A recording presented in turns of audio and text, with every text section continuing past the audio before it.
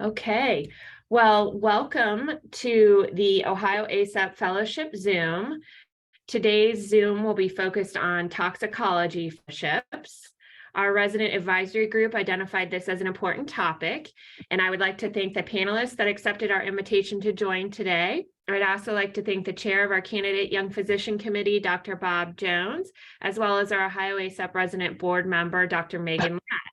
So Dr. Ladd is going to begin our conversation to get us started out, but please feel free to raise your hand and post in the chat to ask questions. So I'll go ahead and hand it over to Dr. Ladd. I wanted to thank you guys all again for taking the time to come talk with us about Toxicology Fellowship. I feel like fellowship's not something that we get a whole lot of exposure to, especially toxicology, even though I feel like I call poison control all the time. So I'll get started. Carly Hebert, I believe you're the first person on my screen. So I'll just have you guys introduce yourselves and why you chose toxicology. Hi, I'm Carly. I'm a PGY3 at The Ohio State University. And I am going to be at WashU next year for toxicology. The reason I picked toxicology is I really had different exposures to it, including as a med student. I actually rotated with that group and I loved it.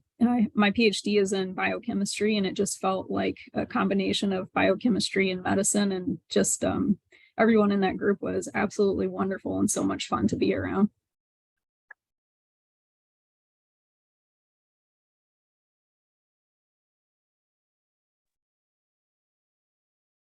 The next person on my screen is Dr. Otten.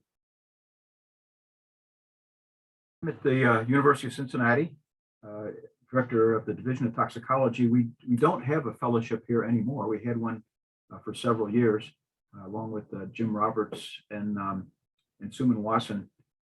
My interest in toxicology started, I think, when I was in high school, a freshman in high school, and got interested in poisonous plants, and just kept going from there on. And I'm at the University of Cincinnati. It's my 50th year here in the emergency department, and we're getting a new emergency department. It's going to be opening in a couple months. So that's pretty much my story.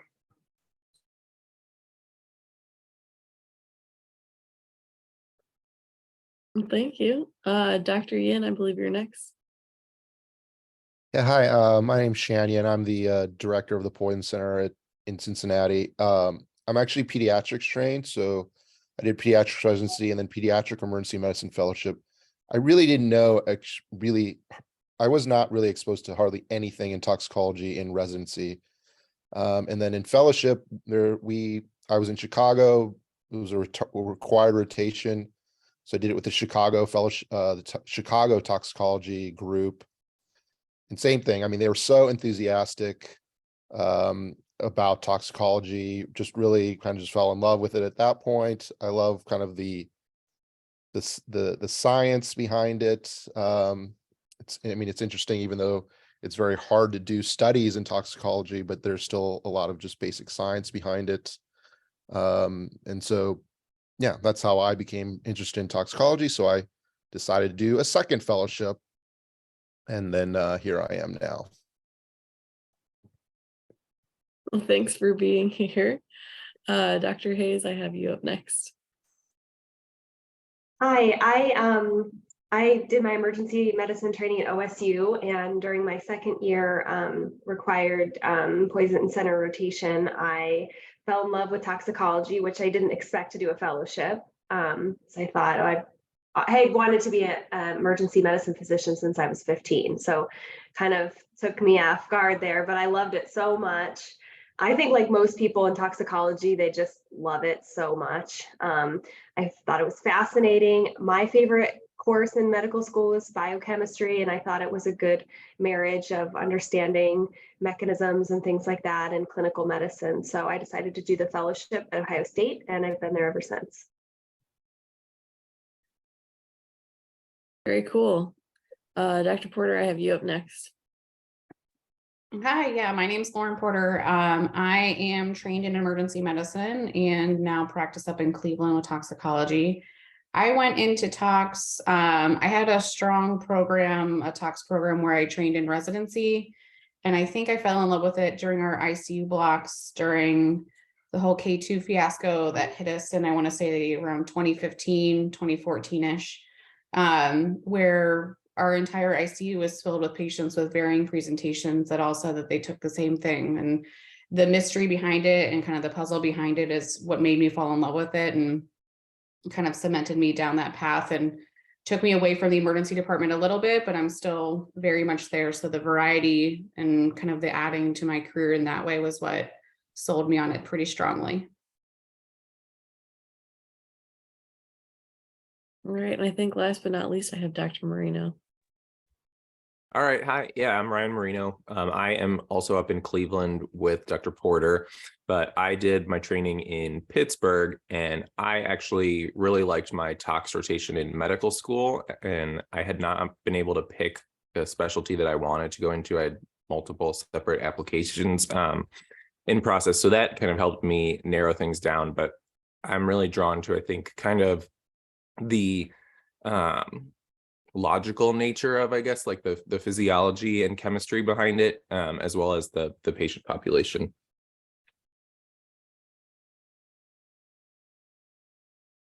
All right.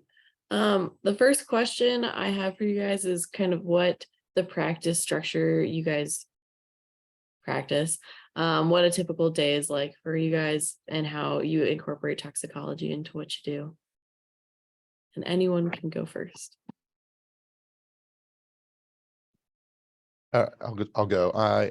So I am I'm the medical director of one of the 2 poison centers in Ohio, the Cincinnati Poison Center. So that is essentially 70% of my job. 30% is clinically in the pediatric emergency medicine at Cincinnati Children's Hospital. So a lot of my job would be considered to be administrative, just kind of running the poison center. So overseeing all of our spies that work at the poison center. I'm responsible for essentially all of the information that leaves our poison center.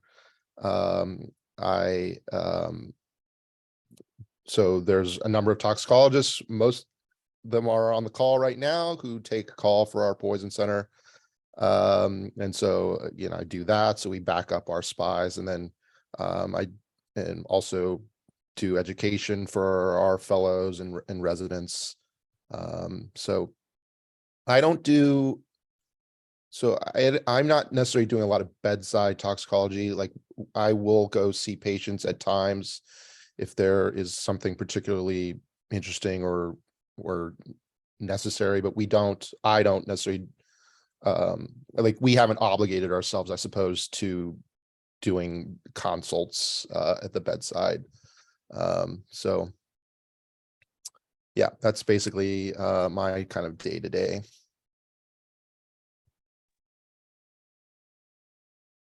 I'll go. I can go next. Go ahead, Dr. Otten. Well, I get to do all the fun stuff that Dr. Yin does, all the hard stuff in the DPIC.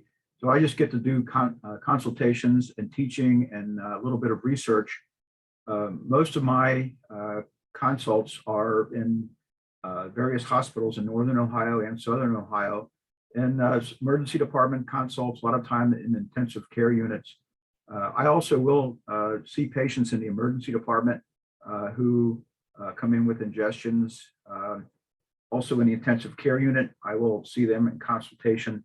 I don't really charge anybody for this or bill for it. Some people do that. I don't think in our area do that, but some places they will bill for consultations, but I don't really do that. And then I do a lot of teaching with the residents and medical students. We have several courses that we teach. We teach a basic toxicology course. I teach the autonomic nervous system to the first year medical students. We have a getting ready for residency program elective for the 4th year medical students, and we teach them toxicology. And then every Tuesday in our emergency room is Tox Tuesday. So I do a patient presentation, and we discuss different kind of cases and stuff in the emergency department. So I have all the fun parts of toxicology, and Dr. Yin takes care of all the difficult things.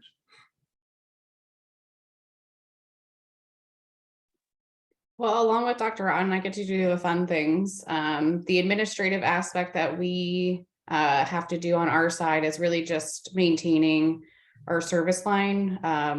About, let's say, 3/4 of my time is in the emergency department, and about 1/4 to 1/3 of my time is just doing dedicated toxicology with inpatient consults in our pediatric hospital and our adult hospital or trauma center, as well as doing an outpatient MAT clinic, bridge clinic. We've got clerkships with our medical students, PEM fellows, and resident electives. So do a lot of teaching along with them and within the emergency medicine program that we're affiliated with as well. So I've tried to avoid administrative things as much as possible with academia. That is not exactly easy to do or possible to do. So the less administrative stuff I can do, the better, and just more at the bedside is where I typically prefer to be. Yeah, I mean, I work with Dr. Porter, so I have the exact same model pretty much. But I mean, I think what I like about it is that, I mean, even if you want to do one thing or another with like your toxicology practice, you can actually kind of just change over time. Like it doesn't have to really be set in stone, and the way things can kind of fluctuate and vary. When I was in Pittsburgh, we had our own admitting service, and kind of primarily managing patients has like its pros and cons. And so, I mean, that's something also I've been interested in, being a consultant and not getting the 3 a.m. call for Tums or like chloroseptic spray is also nice as well. But yeah, there's obviously a lot of different directions that you can take this. I can go. I'm Hannah Hayes. I'm at the Central Ohio Poison Center. My job has recently changed. So up until November, December of last year, I was half-time toxicology as the Associate Medical Director of Central Ohio Poison Control, and then one of the consulting toxicologists at Nationwide Children's. And then my other half-time, I was running an addiction medicine clinic in Columbus. Marcel Cassavant is retiring. He's been medical director since '95. And so I took over as medical director, and I'm getting out of that clinic, and then I'll transition to division chief. So I'll be full-time tox, mostly poison control, and then our bedside consult service too.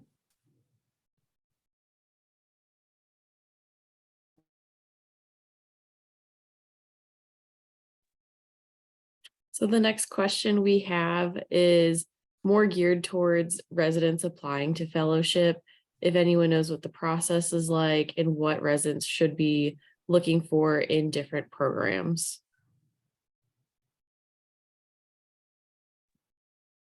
Well, I guess I can take that one since I just recently went through this. My experience was that every program has, they offer just the same, not the same education, but a good basis in education. But each program seemed to have kind of its own strength or area where they focus. And they were extremely different sometimes. So some programs, for example, are more poison-based control, I would say, where they kind of take calls a lot on all sorts of different kinds of patients. And then they do a lot of research behind each of the presentations. So every case seems to be a little bit different. And they would go through the biochemistry and didactics. And some of them were even helping, for example, if a manufacturer had a drug that they were marketing and looking at like side effects and things like this of a completely new drug. So that was really, really interesting. And then some of them are very focused on education, like teaching in toxicology and emergency medicine education, helping emergency physicians figure out how to best manage patients.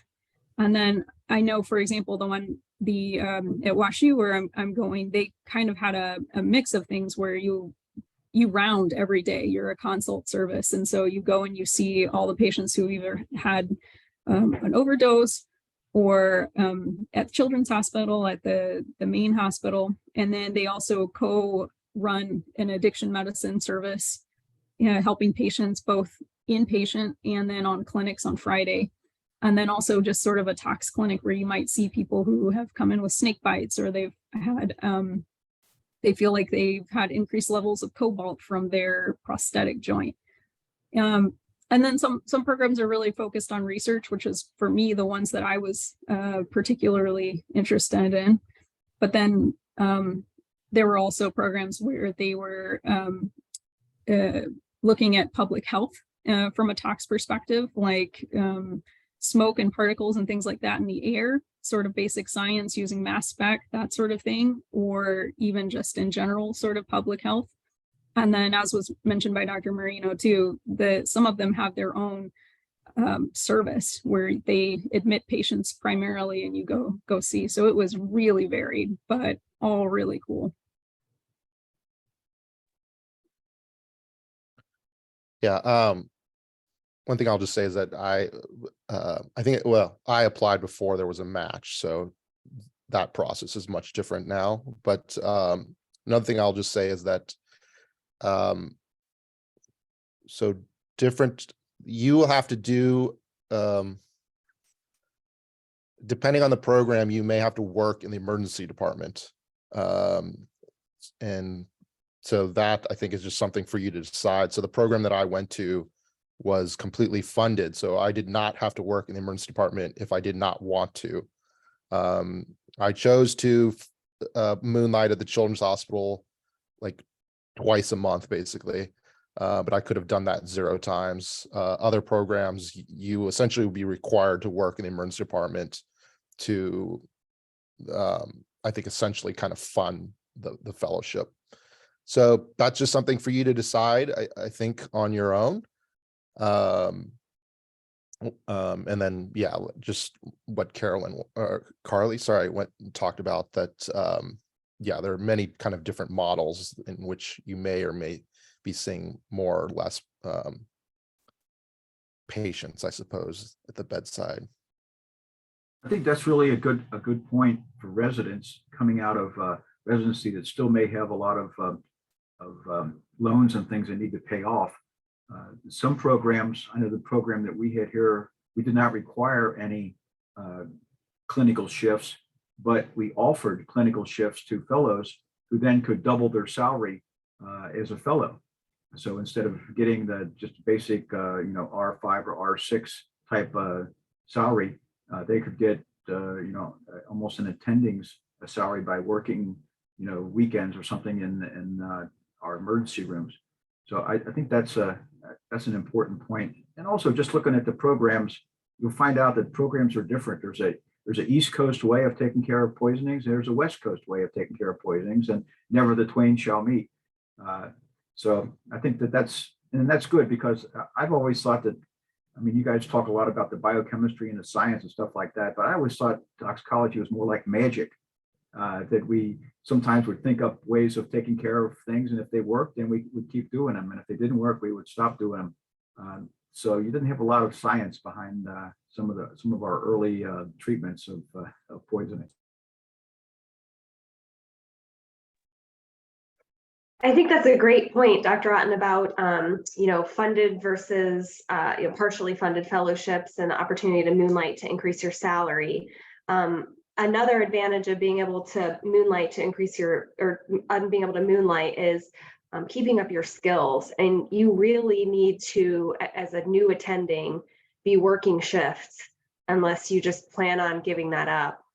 So even if I would encourage you to get a funded program if you can, because then you can pay off your loans, but also to take those shifts so you don't get rusty. And it's hard because you're starting fellowship and you've got all this to learn and all this reading to do, but it's really important to carve out time to still work in the ED clinically.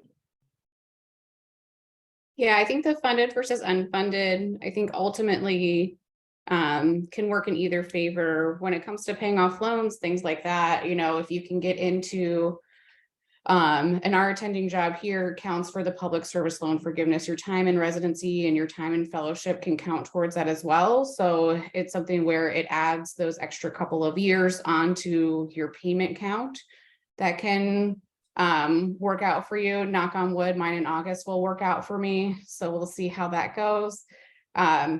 But yeah, the fellowship I did was in Phoenix, and it's, you know, very clinically heavy based. It's all bedside. We were admitting in a consult service, took a backup call for the poison center.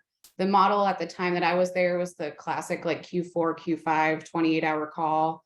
They've switched to more of like a night float, day float system. But I was working clinically a ton. So the most that I could moonlight throughout my time was about 2 shifts per month, which honestly was fine. Clinically, I didn't feel like it held me back in any way because we were doing so much critical care-based things during the fellowship time and during our time on there. But like they were saying, the fellowships can all be very different. You know, you go to one program in Atlanta and Emory, and you're very research-based your second year and very clinical-based your first year. Phoenix is very all clinical based the entire time, mixed with research in between. So I think it kind of depends on what you would like to use the fellowship for. If you're more of, I want to be at the bedside person, then going to a fellowship that will help you with that skill set. Or if you're someone who loves the poison center and wants to be a part of that, going to maybe one of the East Coast fellowships that's very heavy on that. It kind of depends on what you want your career to be. And having zero idea is completely normal. So finding a program that's a good mix of the two can also be very helpful. I'm a gut feeling person. I think it's the emergency medicine physician in me. So for me, it was when I was at my interview, I was like, this is where I'm supposed to be for the next 2 years. So there's also the component of finding your people and going with your people. Yeah, not to repeat what everyone said. I mean, I think one of the benefits of like standardized education is that you are going to get the core content that you need to like have a career, pass your boards, all of that, anywhere you go. But it is kind of like the little idiosyncrasies and like different, I don't know what a good word would be. Like, I think of it as like different neighborhoods in a city or something. Like they're all still there, but each one has its own little thing. So if you are really into envenomations, I mean, Phoenix is probably going to be a lot better for you than like Northeast United States. But at the end of the day, you'll still end up being a toxicologist.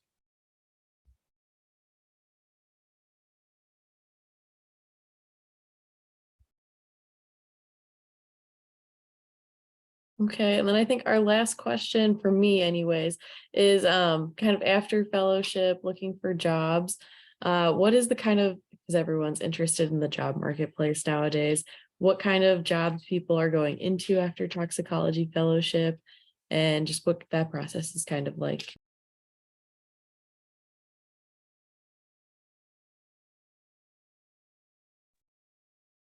I mean, so personally for me, again, it's being pediatrics trained. So the vast majority of toxicologists right now are emergency medicine trained.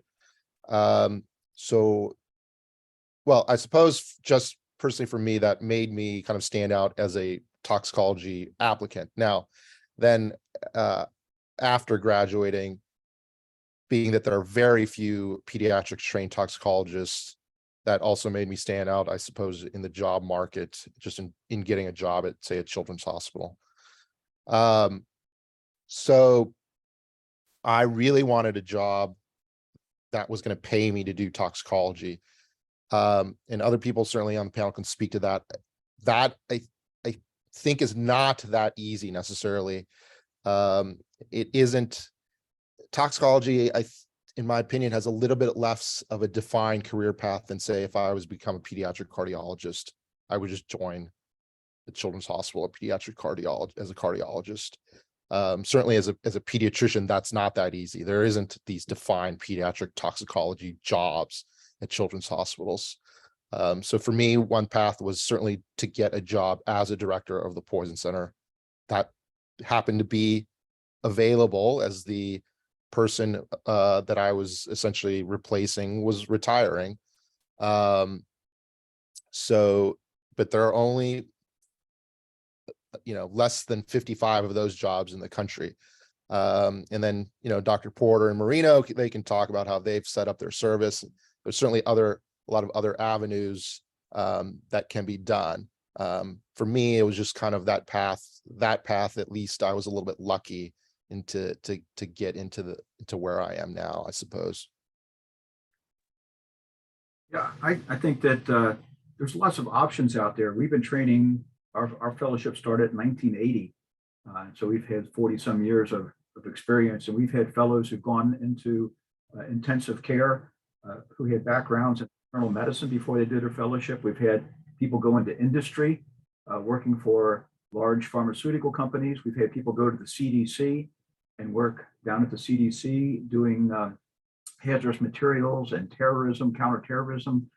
We've had most of our people were trained in emergency medicine and went on to work in poison centers and emergency departments throughout the country. So I think your options are really open. You can do lots of stuff with a toxicology background. I know a lot of the research, the pharmaceutical research people are always looking for toxicologists to help out with their clinical research of their drugs and stuff. So I think that you could do lots of things with your board certification in toxicology. And some people I know who spent most of their career being expert witnesses in legal cases that have to do with toxicology. And the fact that we just had a train derailment in Ohio may open that up for some of you younger toxicologists to get involved with that.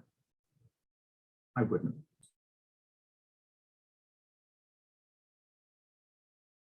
Yeah, so for me, I knew I wanted to do bedside. So it was kind of the decision of, do I look for a job and join a service that is already established and see what I can add to that? Or do I take the plunge and start something new? It happened to be where, through word of mouth and through connections, that I knew that the hospital that we're currently at now, one was interested in starting a tox program. And our chair was actively looking for that. So I cold emailed them and kind of went down that way. So if you know that you want to do clinical, I think that's the big decision that people have to make is, do you want to do your own thing, which has its amazing positives and its amazing negatives? Or do you want to join something that's already established and kind of get your foot in the door that way? I chose the build your own service pathway and was fortunate enough to have Dr. Marino join at the same time that I did. So we have our duo and now trio here, but that is kind of fraught with its own difficulties. And so for me, that was the biggest decision. And then, there's not as many programs, looking at emergency medicine in general that have toxicologists there. So you can have a little bit more structure, for better or for worse, as far as when you're looking for emergency medicine jobs in general. I knew I didn't want to leave the ED, so that combination was there. So for me, it was the fork in the road of path less traveled, path more traveled type situation, and chose the more path less traveled option, which I do not regret for a second.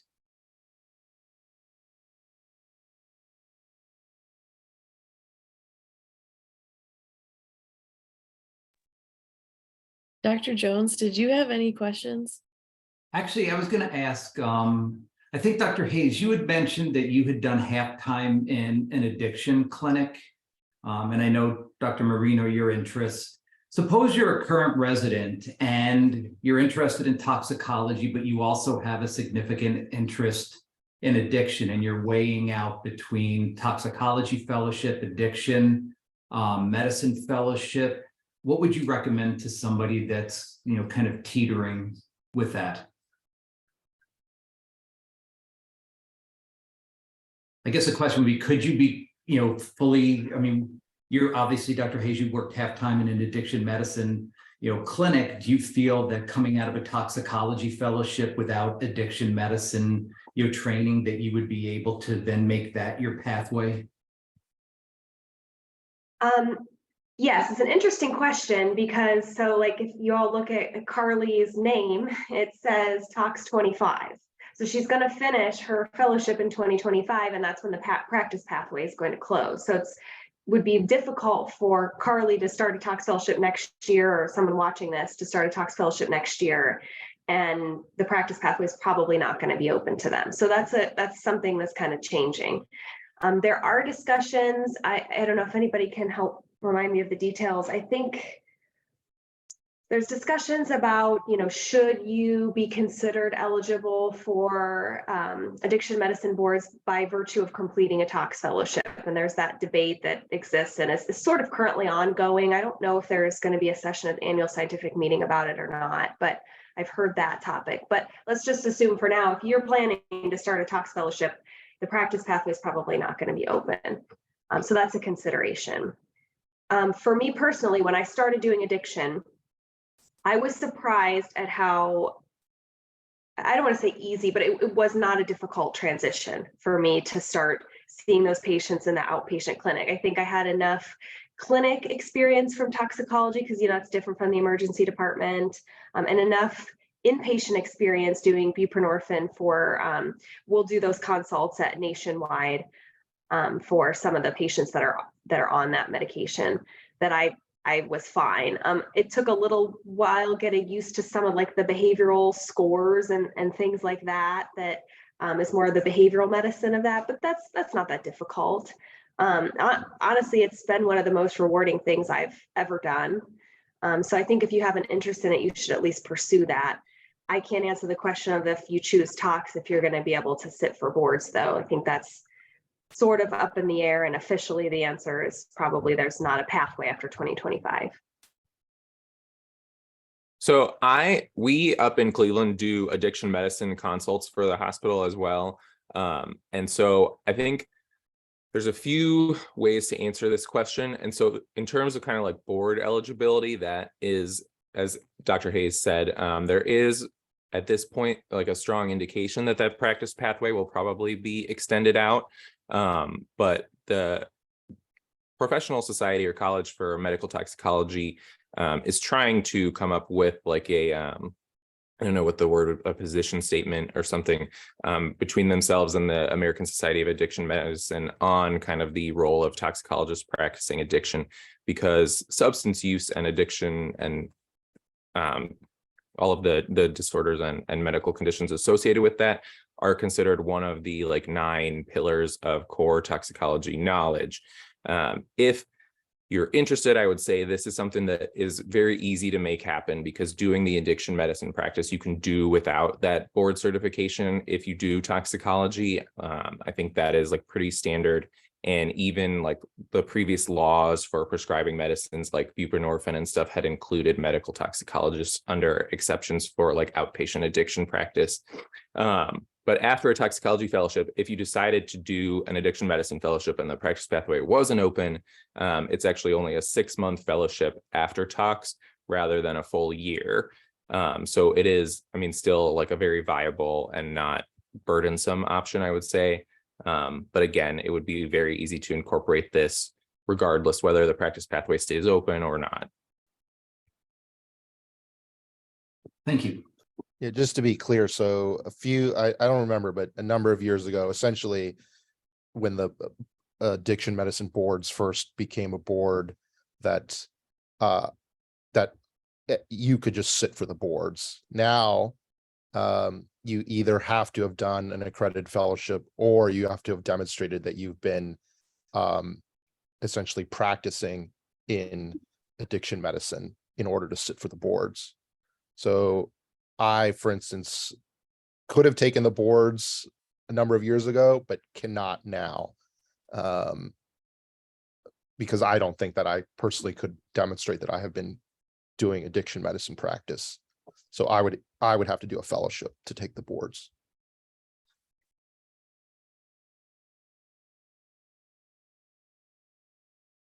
And I don't think I want to do a third fellowship. Although if I did, it would be in hyperbarics medicine. All right.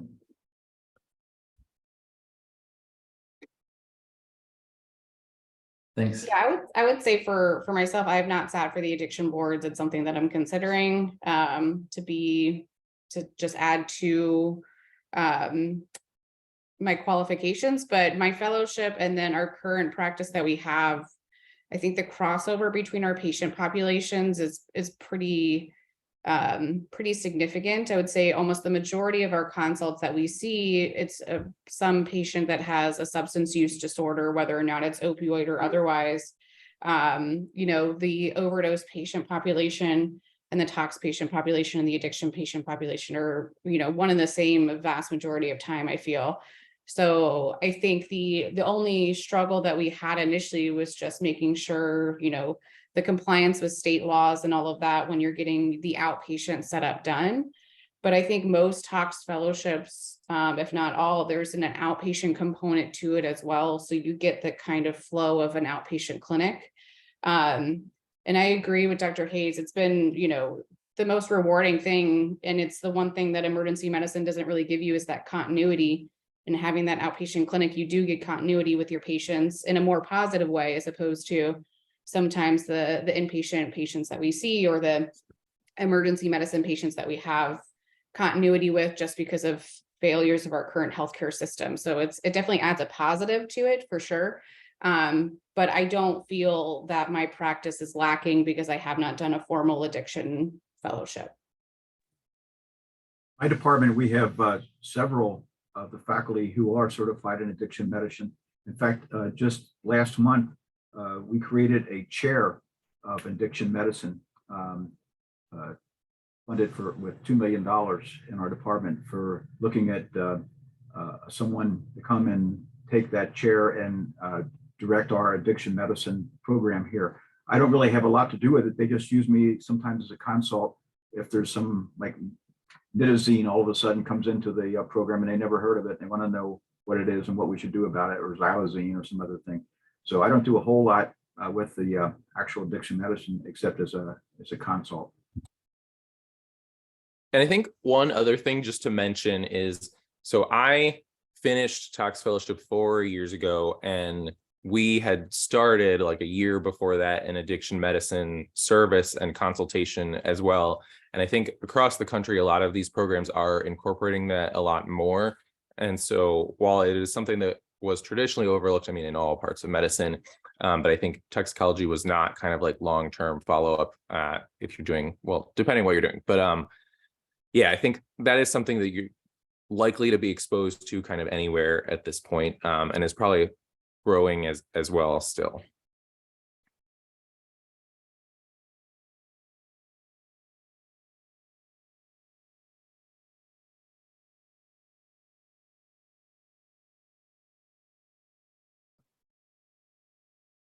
Yeah, Dr. Ladd, that was my only question. So. Right. Well, I don't want to monopolize too much of everyone's time. I know everyone's very busy. Thank you again for coming out and speaking with us. Thank you for coming. We'll post it on our YouTube channel. Thanks for having us. Call anytime.